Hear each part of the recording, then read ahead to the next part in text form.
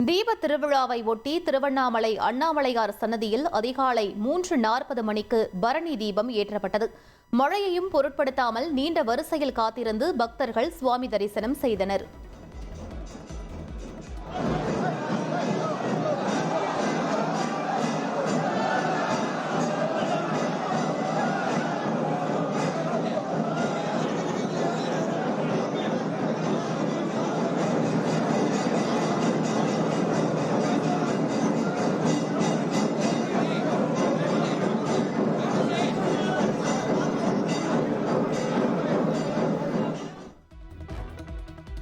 மகா தீபம் ஏற்றப்படும் அண்ணாமலையார் மலை உச்சிக்கு நெய் கொண்டு செல்லும் பணி தொடங்கியது.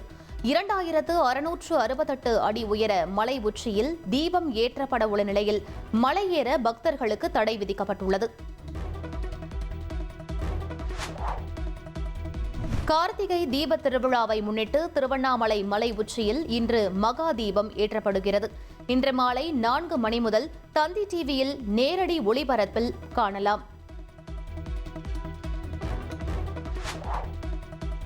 வங்கக்கடலில் நிலவிய காற்றழுத்த தாழ்வு மண்டலம் ஆழ்ந்த காற்றழுத்த தாழ்வு பகுதியாக வலுவிழந்தது. வானிலை ஆய்வு மையம் தெரிவித்துள்ளது.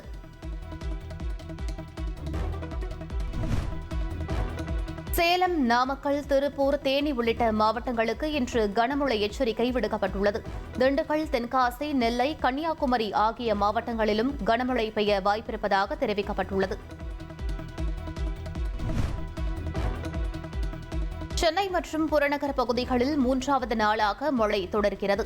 அண்ணா சாலை, கிண்டி, பல்லாவரம், வண்டலூர் உள்ளிட்ட பல்வேறு பகுதிகளில் விட்டுவிட்டு பெய்து வரும் மழையால் மக்கள் அவதியடைந்து வருகின்றனர். கடலூர், திருவாரூர், ராணிப்பேட்டை உட்பட தமிழகத்தின் பல்வேறு மாவட்டங்களில் பரவலாக மழை பெய்து வருகிறது. திருவாரூரில் 10க்கும் மேற்பட்ட வீடுகளுக்குள் வெள்ளம் புகுந்ததால் வீட்டை விட்டு வெளியேற முடியாமல் மக்கள் கடும் அவதிக்கு உள்ளாகினர். கடந்த 24 மணி நேரத்தில் அதிகபட்சமாக காஞ்சிபுரத்தில் 14 சென்டிமீட்டர் மழை பதிவாகியுள்ளது. கிளம்பாக்கத்தில் 11 சென்டிமீட்டர் மழையும், ராமநாதபுரம் மாவட்டம் தொண்டியில் 10 சென்டிமீட்டர் மழையும் பதிவாகியுள்ளதாக வானிலை ஆய்வு மையம் தெரிவித்துள்ளது.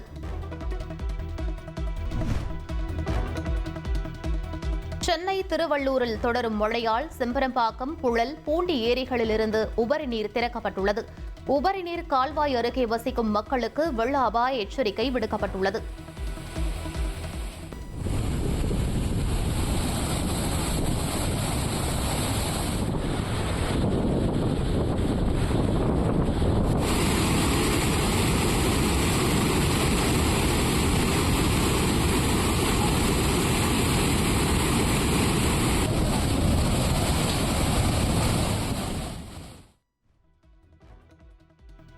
திருவள்ளூர் மாவட்டம் செங்குன்றம் குமரன் நகர பகுதியில் குடியிருப்புகளை மழை நீர் சூழ்ந்துள்ளது.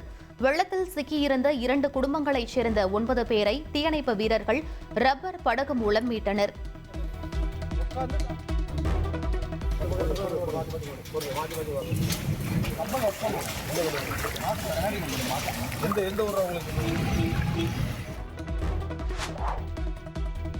புதுச்சேரியில் தவேக தலைவர் விஜய் ரோட் ஷோ நடத்த அனுமதி மறுக்கப்பட்டுள்ளது. ரோட் ஷோ நடத்தும் அளவிற்கு சாலைகள் இல்லை என கூறி மறுக்கப்பட்ட நிலையில் பொதுக்கூட்டத்திற்கு மட்டும் அனுமதி வழங்கப்பட்டுள்ளது. மக்களின் மத நம்பிக்கையை புண்படுத்தும் திமுக அரசு தூக்கி எறியப்படும் என பாஜக மாநில தலைவர் நயினார் நாகேந்திரன் கருத்து தெரிவித்துள்ளார். திருப்பரங்குன்றம் மலை உச்சியில் கார்த்திகை தீபம் ஏற்ற அனுமதி அளிக்கப்பட்ட தனி நீதிபதி உத்தரவை எதிர்த்து திமுக அரசின் இந்து சமய அறநிலையத்துறை மேல்முறையீடு செய்திருப்பதாக வெளிவந்துள்ள தகவலை அடுத்து இவ்வாறு கூறியுள்ளார். காஞ்சிபுரம் வரதராஜ பெருமாள் கோவிலில் தங்கப்பள்ளி சிலையை திருட முயற்சி நடந்ததாக புகார் மனு தொடர்பாக பதிலளிக்க காவல்துறைக்கு சென்னை உயர்நீதிமன்றம் உத்தரவு. நெல்லை மானூரில் 4 வயது பெண் குழந்தையை தெருநாய் கடித்து குதறிய சம்பவம் அதிர்ச்சியை ஏற்படுத்தியுள்ளது. படுகாயமடைந்த குழந்தை மருத்துவமனையில் அனுமதிக்கப்பட்ட நிலையில் தெருநாய்களை கட்டுப்படுத்த மக்கள் கோரிக்கை விடுத்துள்ளனர். கோவையில் கல்லூரி மாணவி கூட்டு பாலியல் வன்கொடுமை வழக்கில் கைது செய்யப்பட்ட மூவரும் சம்பவத்தன்று ஆட்டு வியாபாரி ஒருவரை கொலை செய்ததாக பகீர் தகவல் வெளியாகியுள்ளது. நீதிமன்றத்தில் குற்றப்பத்திரிகை தாக்கல் செய்த போலீசார் கொலை வழக்கிலும் போலீஸ் கஸ்டடிக்கு மனு தாக்கல் செய்துள்ளனர். தூத்துக்குடி மாவட்டம் சாத்தான்குளம் தந்தை மகன் கொலை வழக்கில் முக்கிய குற்றவாளியாக கருதப்படும் முன்னாள் காவல் ஆய்வாளர் ஸ்ரீதர் வழக்கின் சாட்சிகளை மீண்டும் விசாரிக்க மதுரை மாவட்ட நீதிமன்றம் அனுமதி அளித்தது. மேலும் இந்த வழக்கின் அடுத்த கட்ட விசாரணையை வருகிற 8ஆம் தேதிக்கு நீதிபதிகள் ஒத்திவைத்தனர். கேரள மாநிலத்தில் SIR படிவங்களை சமர்ப்பிக்கும் கால அவகாசத்தை நீட்டிக்க வேண்டுமென்ற கோரிக்கையை பரிசீலிக்குமாறு உச்சநீதிமன்றம் தேர்தல் ஆணையத்திற்கு உத்தரவிட்டுள்ளது. BLOக்கள் உள்ளாட்சி தேர்தலில் ஈடுபட்டிருப்பதால் அவர்களுக்கு உரிய வாய்ப்பு வழங்கும் வரை கால அவகாசத்தை நீட்டிக்குமாறு தேர்தல் ஆணையத்திற்கு உத்தரவிடப்பட்டுள்ளது.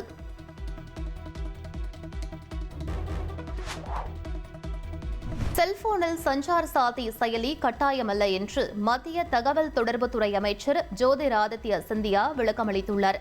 சஞ்சார் சாதி செயலி விவகாரத்தில் எதிர்க்கட்சிகள் கடும் எதிர்ப்பு தெரிவித்த நிலையில் செயலி வேண்டாம் என்றால் செல்போனிலிருந்து நீக்கிக் கொள்ளலாம் என்று ஜோதிராதித்ய சிந்தியா தெரிவித்துள்ளார். கனமழையால் பாதிக்கப்பட்ட இலங்கைக்கு உதவ மருத்துவ குழுக்களை அனுப்பிய இந்தியா. IAFC-17 விமானம் மூலம் 70 பேர் கொண்ட குழு கொழும்பு சென்றடைந்தனர்.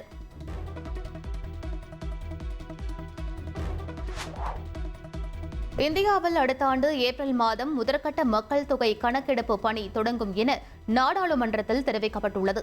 2027ஆம் ஆண்டு பிப்ரவரி மாதம் மக்கள் தொகை கணக்கெடுப்புடன் சாதிவாரி கணக்கெடுப்பும் நடைபெறும் என நாடாளுமன்றத்தில் மத்திய அமைச்சர் நித்யானந்த் ராய் கூறினார்.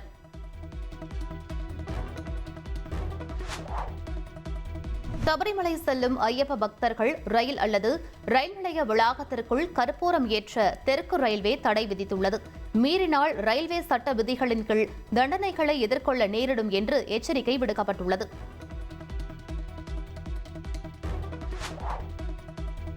இரண்டு நாள் பயணமாக நாளை இந்தியா வருகிறார் ரஷ்ய அதிபர் புட்டின். பிரதமர் மோடி மற்றும் குடியரசுத் தலைவர் திரௌபதி முர்முவை சந்தித்து பேச்சுவார்த்தை நடத்தவுள்ளார்.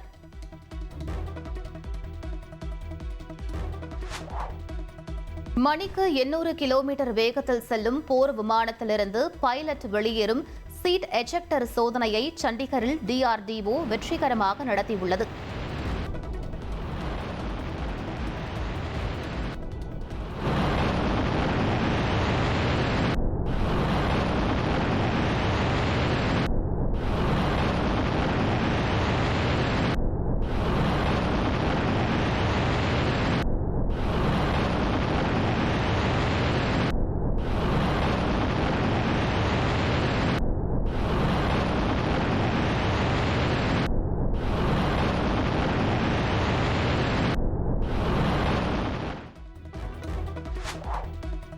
உலகின் முதல் ஸ்மார்ட் ரைபிள்களை வாங்க இஸ்ரேல் நிறுவனத்துடன் இந்தியா பேச்சுவார்த்தை நடத்தி வருகிறது. தாக்குதல்களில் துல்லிய தன்மை மற்றும் தானியங்கி வசதி கொண்ட இந்த துப்பாக்கிகளால் இந்திய படைகளின் பலம் அதிகரிக்கும் என கூறப்படுகிறது. இம்ரான்கானின் உடல்நிலை குறித்து பல்வேறு தகவல்கள் பரவி வந்த நிலையில் சிறையில் இம்ரான்கானை அவரது சகோதரி உஸ்மான் கான் சந்தித்துள்ளார். இம்ரான்கான் மன ரீதியாக துன்புறுத்தப்படுவதாக அவர் குற்றம் சாட்டினார்.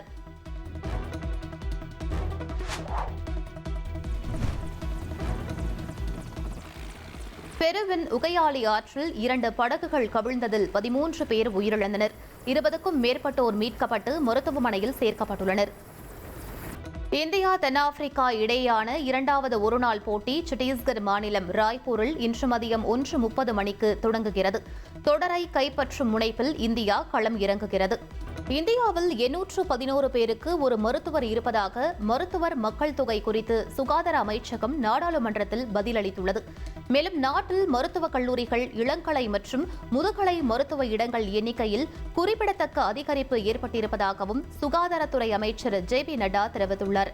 நவீன மருத்துவ முறையான அலோபதி மருத்துவர்கள் 13,88,185 பேர் பதிவு செய்யப்பட்ட பயிற்சியாளர்களாக இருப்பதாகவும் ஆயுர்வேதம், சித்தா, ஹோமியோபதி உள்ளிட்ட ஆயுஷ் மருத்துவ முறையில் 7,51,768 பேர் பதிவு செய்யப்பட்ட பயிற்சியாளர்களாக இருப்பதாகவும் மத்திய அமைச்சர் ஜே.பி. நட்டா தெரிவித்துள்ளார்.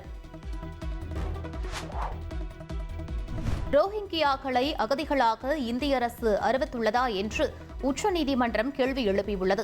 இது தொடர்பான ஆட்கொணர்வு மனுவை விசாரித்த உச்சநீதிமன்றம், இந்தியாவில் தங்குவதற்கு சட்டப்பூர்வமான அனுமதி இல்லாதபோது அவர்கள் ஊடுருவல் செய்தவர்களாகவே அறியப்படுவார்கள் என்றும் தெரிவித்துள்ளது. இவ்வாறான ஊடுருவல்காரர்களுக்கு சிவப்பு கம்பள வரவேற்பு அளிக்க வேண்டுமா என்றும் கருத்து தெரிவித்துள்ளது. இலங்கைக்கு நிவாரணங்களுடன் சென்ற விமானங்களுக்கு தாமதமாக அனுமதி வழங்கியதாக பாகிஸ்தான் குற்றம் சாட்டிய நிலையில் இந்தியா அதனை திட்டவட்டமாக மறுத்துள்ளது. இவ்விவகாரத்தில் பாகிஸ்தான் இந்தியாவின் நடவடிக்கைகளை தவறாக சித்தரிப்பதாக மத்திய வெளியுறவு அமைச்சகத்தின் செய்தி தொடர்பாளர் ரந்தீர் ஜெய்ஸ்வால் குற்றம் சாட்டியுள்ளார்.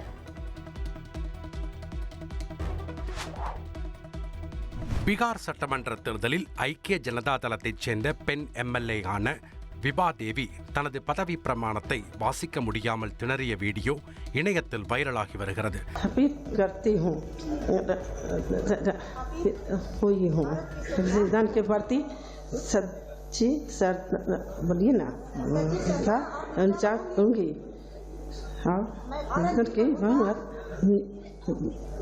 இதையடுத்து தமது அருகில் இருந்த மற்றொரு எம்எல்ஏவின் உதவியுடன் அவர் தனது பதவி பிரமாணத்தை வாசித்து முடித்துள்ளார்.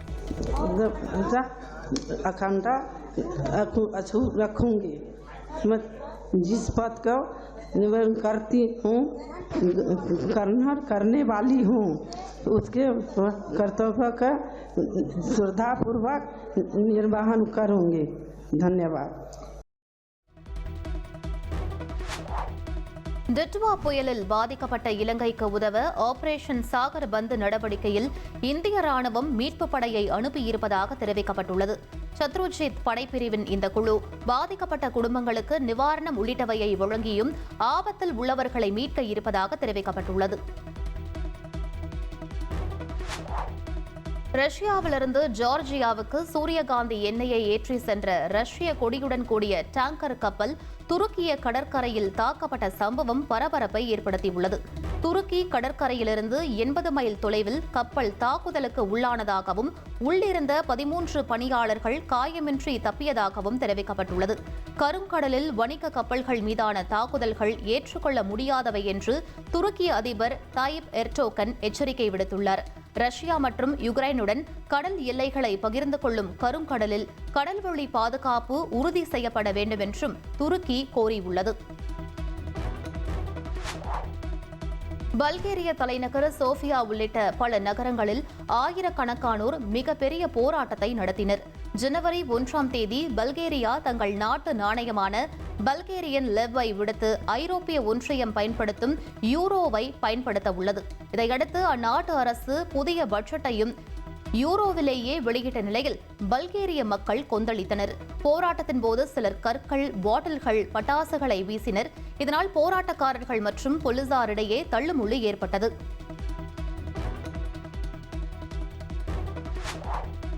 அமெரிக்காவில் நடந்த கேபினெட் கூட்டத்தின் போது அதிபர் ட்ரம்ப் கண் அயர்ந்ததாக கூறப்படும் காட்சிகள் வெளியாகி சலசலப்பை ஏற்படுத்தியுள்ளது.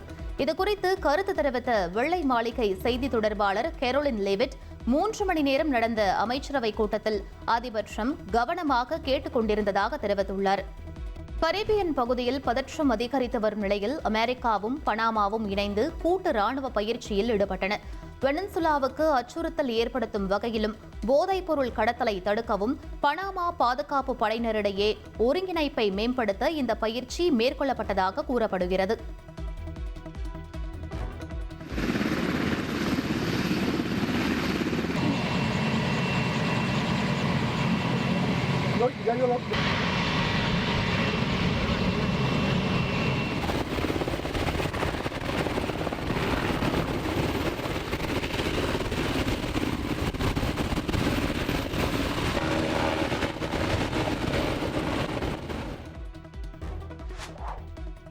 பெரு நாட்டின் அமேசான் வனப்பகுதியில் உள்ள உகையாளி ஆற்றில் ஏற்பட்ட நிலச்சரிவால் 2 படகுகள் மூழ்கி விபத்து ஏற்பட்டதில் 13 பேர் உயிரிழந்தனர். இதில் 20 பேர் காயமடைந்தனர். மேலும் 57 பேர் காணாமல் போன நிலையில் அவர்களை தேடும் பணி மும்முரமாக நடைபெற்று வருகிறது. இந்த சம்பவம் அந்நாட்டில் பெரும் சோகத்தை ஏற்படுத்தியுள்ளது.